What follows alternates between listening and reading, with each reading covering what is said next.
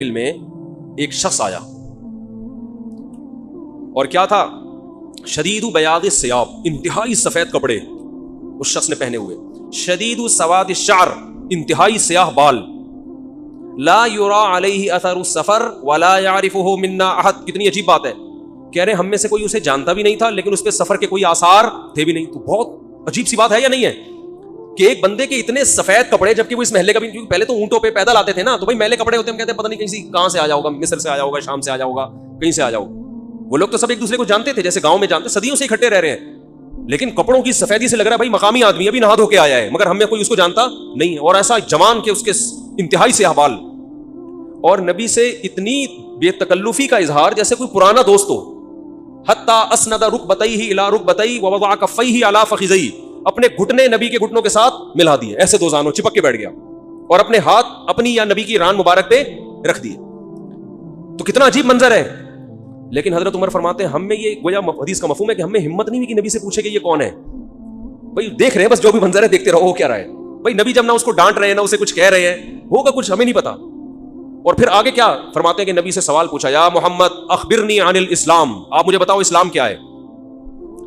تو آپ صلی اللہ علیہ وسلم نے بتانا شروع کیا، الاسلام ان تشہد ان لا الہ الا اللہ وان محمد رسول اللہ۔ سب صحابہ بیٹھے ہوئے ہیں، سب یہ منظر دیکھ رہے ہیں، مگر کسی کی ہمت نہیں ہے کہ وہ نبی کی مجلس میں پوچھ لیں۔ چپ کر کے دیکھتے رہو کیا ہو رہا ہے۔ ہم ہوتے ہیں 20 دفعہ ہم درمیان میں پہلے اس کو گریبان سے پکڑ کے باہر نکالتے ہیں، تو ہے کون، کس سے پوچھ کے آیا ہے، اور تو پہلے بتا، تو تیرے کپڑوں پہ نہ کوئی اثر ہے، جن تو نہیں ہے کہیں۔ بھائی دیکھ رہے ہیں کہ جب نبی کچھ نہیں کہہ رہے تو سب سے زیادہ اعتراض کس کو ہونا چاہیے تھا؟ نبی کو۔ تو نبی ہم سے زیادہ جانتے ہیں، تو جب وہ خاموش ہے تو ہم بھی کیا کریں؟ چپ کر کے بیٹھے رہے، آرام سے خاموشی سے بیٹھے رہے۔ اور پھر کتنا عجیب منظر کہ گھٹنے نبی کے گھٹنوں مبارک کے ساتھ ملا کے پوچھ رہے ہیں کہ اخبرنی عن الاسلام، آپ بتاؤ مجھے اسلام کیا ہے۔ تو آپ نے فرمایا اسلام یہ ہے کہ گواہی دو کہ اللہ کے سوا کوئی عبادت کے لائق نہیں، اور محمد صلی اللہ علیہ وسلم اللہ کے بندے اور رسول ہیں، وتقیم الصلاۃ وتؤتی الزکاۃ وتصوم رمضان وتحج البیت ان استطعت الیہ سبیلا، رمضان زکات دو، رمضان کے روز نماز قائم کرو، زکات دو، رمضان کے روزے، اور استطاعت ہے تو حج کرو۔ فرماتے ہیں اس نے کہا صدقتا، اے محمد آپ نے سچ کہا۔ حضرت عمر کہتے ہیں ہمیں اور عجیب، فعجبنا یسألہ ویصدقہ، بھائی سوال بھی پوچھ رہا ہے اور خود ہی کہہ رہا ہے سچ کہا، یہ تو امتحان لینے کے لیے آیا ہے، اور امتحان کس کا ہو رہا ہے؟ معاذ اللہ پیغمبر صلی اللہ علیہ وسلم کا۔ بھائی جو سوال پوچھتا ہے وہ یہ تو نہیں کہتا کہ آپ نے جواب بالکل صحیح دیا، اس مطلب آپ کو تو پہلے سے پتا، تو پوچھ کیوں رہے ہیں ہم سے؟ لیکن کسی صحابی میں یہ ہمت نہیں ہو رہی کہ نبی کے محفل میں سوال پوچھیں کہ یا رسول اللہ جب یہ پوچھا کیوں اس نے، یہ تو معاذ اللہ آپ کا امتحان لینے آیا گویا۔ پھر اس نے پوچھا، جبریل کو بعد میں پتا چلا وہ فرشتے جبریل علیہ السلام تھے، پھر پوچھا کہ مل ایمان کیا ہے، مل ایمان۔ تو انہوں نے آپ صلی اللہ علیہ وسلم نے فرمایا ایمان یہ اللہ پر، اس کی کتابوں پر، اس کے رسولوں پر، اس کے فرشتوں پر، آخرت کے دن پر، تقدیر پر ایمان لایا جائے۔ صدقتا، سچ کہا۔ پھر انہوں نے پوچھا کہ احسان کیا ہے، پھر آپ نے فرمایا ان تعبد اللہ کانک تراہ فإن لم تکن تراہ فإنہ یراک، اللہ کی ایسے عبادت کرو جیسے تم دیکھ رہے ہو، کیونکہ وہ تو تمہیں دیکھ رہا ہے۔ صدقتا، اس نے کہا بالکل سچ کہا۔ کہا متی الساعۃ، قیامت کب آئے گی؟ تو آپ صلی اللہ علیہ وسلم نے یہ نہیں فرمایا لا ادری، مجھے نہیں پتا، کیونکہ آپ کو معلوم تھا کہ جیسے مجھے نہیں پتا سامنے والے کو بھی نہیں پتا، سمجھ رہے ہو، یہ کسی کو بھی نہیں پتا۔ تو یہاں آپ نے جواب میں یہ نہیں کہا مجھے معلوم نہیں ہے، بلکہ آپ نے بتا دیا کہ جیسے تمہیں معلوم نہیں ہے، یہاں تم صدقتا نہیں کہہ سکتے، جیسے مجھے معلوم نہیں ہے تمہیں بھی، اس لیے آپ نے فرمایا مل مسئول عنہا بأعلم من السائل۔ عربی بڑی خاندانی زبان ہے، خدا کی قسم، عربی جو ہے نا بڑی پیاری زبان ہے، کسی کو صحیح آتی ہو تو عربی کی بلاغت کا عربی میں ہی مزہ ہے۔ مل مسئول عنہا بأعلم من السائل، جس سے پوچھا جا رہا ہے وہ پوچھنے والے سے زیادہ نہیں جانتا، جس سے پوچھا جا رہا ہے وہ پوچھنے والے سے زیادہ نہیں جانتا۔ ہاں تو یہی نبی صلی اللہ علیہ وسلم نے جو فرمایا نا مل مسئول عنہا بأعلم من السائل، یہ بھی کیا ہے؟ بلاغت ہے، جس سے پوچھا جا رہا ہے وہ سائل، مسئول سائل سے زیادہ نہیں جانتا۔ تو پھر حضرت جبریل نے، وہ جو انسان تھے، وہ جبریل تھے، انسان کی شکل میں آئے تھے، انہوں نے پوچھا کہ علامات بتائیں، تو آپ نے فرمایا ان تلد الامۃ ربتہا۔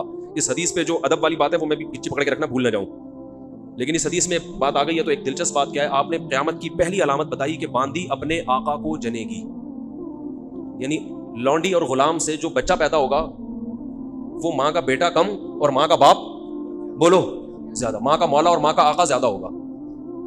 غلام کی مثال نہیں دی کیونکہ غلام مرد ہوتا ہے نا، اس پہ تصرف تھوڑا سا پھر بھی کم ہوتا ہے، یعنی وہ آپ کی ملکیت میں ہوتا ہے لیکن اس پہ کنٹرول کم ہوتا ہے کیونکہ آدمی ہے۔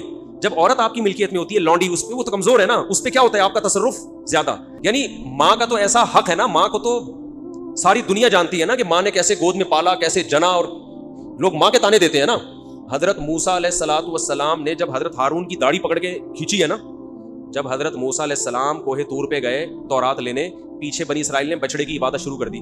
ہارون علیہ السلام کو نگران بنا کے گئے تھے کہ ذرا ان کی حفاظت کرنا، بڑے نالائق لوگ ہیں، دائیں بائیں نہ ہو جائے. تو جب واپس آئے تو دیکھا کہ وہ کیا کر رہے ہیں، بچڑے کی عبادت. تو حضرت موسیٰ کو سب سے پہلے غصہ کس پر آیا؟ حضرت ہارون پر. اپنے بھائی کی داڑھی پکڑ کے کھینچی کہ ما منعک اذ رأیتہم ضلوا، یہ گمراہ ہو رہے تھے، آپ نے روکا کیوں نہیں؟ تو حضرت ہارون نے کیا کہا؟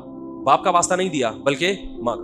لا یبن امہ، اے میری اماں کے بیٹے، اے میری ماں کے بیٹے. کیونکہ یہ رشتہ فوراً سمجھ میں آتا ہے، ماں کا واسطہ، کیونکہ محبت کی علامت ہے نا. ابا جو ہے نا وہ تربیت کے لیے اللہ نے بنایا ہے، وہ محبت واپس زیادہ ابا سے امیدیں نہیں لگائے گئے. ابا کی ایک الگ ویلیو ہے، محبت بہت زیادہ کرتے ہیں ابا، لیکن وہ جتلاتے نہیں ہیں. وہ کہتے ہیں تمیز سے زیادہ لاڈ پیار دکھاؤ گے نا ابا، یہ ہوگا تمیز سے بیٹھ وہاں جا کے آرام سے، ٹھیک ہے نا. جو بات ہے ادب تمیز، ماؤں کو زیادہ ادب تمیز نہیں، ماؤں کو لاڈ چاہیے ہوتے ہیں. تو اس لیے ابا محبت تو بہت کرتے ہیں لیکن وہ آسانی سے سمجھ میں نہیں آتی، کیونکہ تعظیم اس پہ غالب ہوتی ہے. اماں کی محبت 2 منٹ میں سمجھ میں آ جاتی ہے. تو جب بھی واسطہ دیا جاتا ہے کس کا؟ اماں کا. تو حضرت ہارون بھی واسطہ کس کا دے رہے ہیں کہ بھائی ایک ہی ماں کے ہم دونوں اولاد ہیں، آپ اتنی سختی تو نہ کریں نا، ماں کا واسطہ دے رہا ہوں آپ کو، یبن امہ، اے میری اماں کے بیٹے. تو ماں جو اتنا قریبی رشتہ ہے، جس کی محبت سب کو سمجھ میں آتی ہے، اس کو غلام بنا لینا تو یہ کھوپڑی میں آنے والی بات نہیں ہے. لیکن حدیث میں کیا آتا ہے؟ قرب قیامت میں بیٹا کیا ہوگا؟ ماں پہ حکومت کرے گا. بیٹا ماں پہ حکومت کرے گا. تو ہونا تو یہ چاہیے تھا کہ جو جنے، وہ جس کو آپ جن رہے ہیں وہ کوئی قسم کی غلام ہو، ماتحت ہو، لیکن الٹا حساب ہو رہا ہوگا. تو یہ بھی پتہ چل رہا ہے کہ ادب مارکیٹ سے کیا ہونا شروع ہو جائے گا؟ شارٹ. مطلب حدیث کا یہی ہے کہ چھوٹے جو ہے نا وہ بڑوں کی جگہ ہو جائیں گے اور بڑے. اور یہ خدا کی قسم آج اپنی آنکھوں سے میں دیکھ رہا ہوں، زیادہ تر لبرل لوگوں کے گھروں میں دیکھ رہا ہوں، دیندار گھروں میں کم. باپ اور ماں اپنے بچوں کو اسکولوں میں 15-20 ہزار روپے فیسیں دے کر بدتمیز بنا رہے ہیں باقاعدہ پیسوں کے ذریعے. یعنی اسکولوں میں پڑھا رہے ہیں، ماڈرن اسکول ہیں اور بہت ہی ماڈرن قسم کے اسکول جن میں مذہب نہیں ہے، بچہ انگلش بہت اچھی بول لیتا ہے، اور ٹھیک ٹھاک فیسیں دے کے کیا کر رہے ہیں؟ اپنی نافرمانی پیسے دے کے سکھا رہے ہیں. آج بھی میرے پاس ایک کیس آیا، کسی کو نہیں پتا چلے گا کس کی بات ہو رہی ہے. ایک صاحب نے کہا میں نے اپنی بچی کو ایڈمیشن کروایا، میں 20 ہزار روپے فیسیں دے رہا ہوں اور وہ چرس پی رہی ہے، وہ پتہ نہیں کتنے لڑکوں سے دوستیاں لگا رہی ہے. تعلیم کو فوکس کرنے کے چکر میں تہذیب کا بیڑا غرق کر دیا. یعنی گویا کہ پیسے دے کے باقاعدہ کیا کیا جا رہا ہے؟ اپنے بچوں کو خراب کیا جا رہا ہے. تو جنا بھی خود، احسان بھی خود کیا، اور نکلا کیا رزلٹ؟ وہی آپ پہ کیا کر رہا ہے؟ حکومت. وہ آپ کی ایک بات ماننے کے لیے تیار نہیں ہے. تو یہ وہ دور ہے جس سے ہم گزر رہے ہیں. تو اس میں بھی ادب کی تلقین کی گئی ہے. جب کچھ اس طرح کے لوگ آتے ہیں نا میرے پاس کہ باپ بیٹا بیٹھا ہوا ہوتا ہے اور باپ اپنے بیٹے کی شکایتیں کر رہا ہوتا ہے بڑے دھیمے لہجے میں کہ بچے کو غصہ نہ آ جائے، اور بیٹا جواب دے رہا ہوتا ہے بڑی اونچی آواز میں. یہ میں نے بہت دیکھ لیا ہے، بہت دیکھ لیا اپنی زندگی میں. اس سے مجھے فوراً وہ حدیث یاد آتی ہے کہ اس کو باپ ہونا چاہیے اور اس کو بیٹا. باپ کو یہ ڈر لگتا ہے کہ یار میری اولاد ہے، یار میں کوئی اونچی آواز سے ایک دم مٹ نہ گھوم جائے. دیکھو یہ اولاد کے نالائق ہونے کی علامت ہے کہ آپ نے اپنے باپ کو یہ اتھارٹی نہیں دی ہے کہ وہ آپ کو ڈانٹ سکے. اگر آپ کا باپ آپ کو ڈانٹتے ہوئے گھبراتا ہے نا، خدا کی قسم یہ باپ کے خراب ہونے کی دلیل نہیں ہے، یہ اولاد کے خراب ہونے کی دلیل ہے. یہ اولاد کے خراب، وہ ڈر لگتا ہے اس کو کہ یار کچھ بول دوں تو ایسا نہ ناراض ہو جائے. میں نہیں کہہ رہا اولاد پہ بیجا سختیاں کریں یا خام خامے ڈانٹ ڈپٹ کرتے ہیں، اس سے تو ڈپریشن کے مریض بنتے ہیں. ماں باپ ظلم بھی کرتے ہیں. اس پہ میں انشاءاللہ بیان کروں گا کہ میرا ارادہ ہے، میں نے جو سینٹ میں بل پیش ہوا نا کہ ماں باپ کو اولاد پہ ہاتھ اٹھانے کی اجازت نہیں، شوہر کو بیوی کو ڈانٹنے کی اجازت نہیں، یہ بالکل خلاف ہے، لیکن اس کا ناجائز فائدہ بھی اٹھایا جاتا ہے. تو ماں باپ کو بلا وجہ اولاد پہ ہاتھ اٹھانا شرعاً جائز. آج ایک صاحب بحث کرنے لگے کہ مجھے اجازت دی ہے شریعت نے کہ میں اپنے بچے کو تھپڑ مار سکتا ہوں. میں نے کہا آپ کو اجازت شریعت نے نہیں دی ہے کہ بلا وجہ آپ اپنے بچے پہ ہاتھ اٹھائیں، اور خاص طور پہ نابالغ پہ. نابالغ کے حقوق اسلام میں بہت زیادہ ہیں. ماں کو اجازت نہیں اپنا غصہ کسی اور پر ہے نکال کس پہ رہی ہے. میں نے ماؤں کو دیکھا ہے طبیعت خراب ہے، جھنجلا رہی ہے، بچے کو پڑھ کے طبیعت سے کوٹ دیا اس کو بیچارہ. بعض بچے ماں کی چنگیز خان جیسی مائیں ہوتی ہیں، وہ بچے ٹھٹر کے ان کی جو گروتھ ہے نا وہی رک جاتی ہے ان کی. اتنا سختی کا ماحول انہوں نے گھر میں دیکھا ہوتا ہے. تو یہ نہ باپ کے لیے جائز ہے اور نہ ماں کے لیے. تو اس میں علماء کے واقعات بھی سناؤں گا کہ اپنی اولاد کو مارنے سے پہلے کیا ان کے اصول تھے کہ ہم زیادتی نہ کر بیٹھے. تو یہ بھی ہے. اچھا خیر، تو جلدی سے بات کو یہ سمیٹ کے ختم کرتا ہوں کہ کیا ہو گیا. تو رسول اللہ صلی اللہ علیہ وسلم کی محفل میں حضرت جبریل آئے تو حضرت عمر فرماتے ہیں، یہ میرا بھانجا ہے، یہ کہہ رہا ہے شادی کروں گا. اس کو میں کہتا ہوں دکان پکوڑوں کی باتیں کرو، تم کرو شادی لیکن اپنے خرچے پہ کرو، اپنا الگ گھر لے کے دو. یہ آدھا بیان سنتے ہیں آدھا نہیں سنتے. ایک دن یہ اور اس کا چھوٹا بھائی دونوں حافظ ہیں ماشاءاللہ، کہنے لگے ماموں کوئی بیوہ شیوا کا رشتہ ہو تو بتا دیں. ان کے گھر میں پھٹا ہو گیا، یار یہ کیا بچے بگڑ رہے ہیں، ہم تو تربیت کے لیے بھیج رہے تھے اور یہ بچے کیا کر رہے ہیں. تو میں نے کہا جب آپ مفتی طارق مسعود کے بیان میں بھیجو گے تو یہ سوچ کے بھیجا کرو. لیکن میں نے ان سے کہتا ہوں کہ بیٹا تم آدھا سن رہے ہو آدھا نہیں سن. میں نوجوانوں کو ترغیب دیتا ہوں شادی کرو, لیکن یہ نہیں کہتا کہ ابا کو فورس کرو کہ ابا اپنے خرچے پہ کرائیں. گھر بھی آپ کا اپنا ہوگا, بیگم کو کھلانے کا خرچہ بھی آپ کا اپنا ہوگا. پھر آپ 4 کرو, پھر آرڈر پہ بیوہ بنا کے کرو. ٹھیک ہے تو اچھا خیر.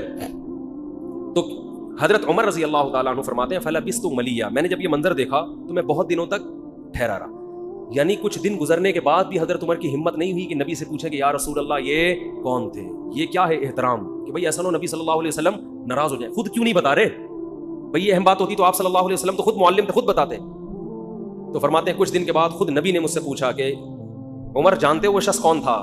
میں نے کہا اللہ اس کے رسول ہی زیادہ جانتے ہیں. فرمایا ھذا جبریل اتاکم یعلمکم دینکم, یہ جبریل تھے, انسانی شکل میں آئے تھے تمہیں تمہارا دین سکھانے کے لیے.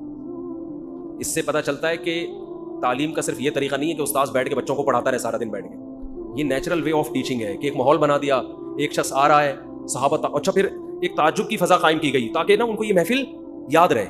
اگر ایسا ہی ہوتا وہ تو حضرت عمر رضی اللہ تعالیٰ عنہ فرماتے ہیں فلبثت ملیہ, میں نے جب یہ منظر دیکھا تو میں بہت دنوں تک ٹھہرا رہا.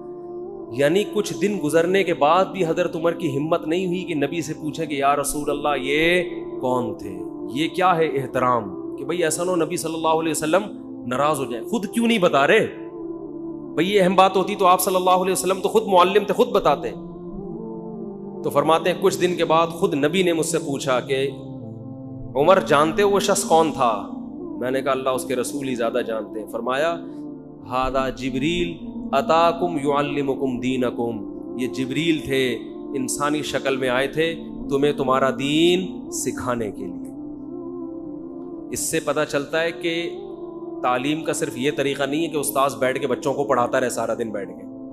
یہ نیچرل وے آف ٹیچنگ ہے کہ ایک ماحول بنا دیا, ایک شخص آ رہا ہے, صحابہ اچھا پھر ایک تعجب کی فضا قائم کی گئی تاکہ نا ان کو یہ محفل یاد رہے.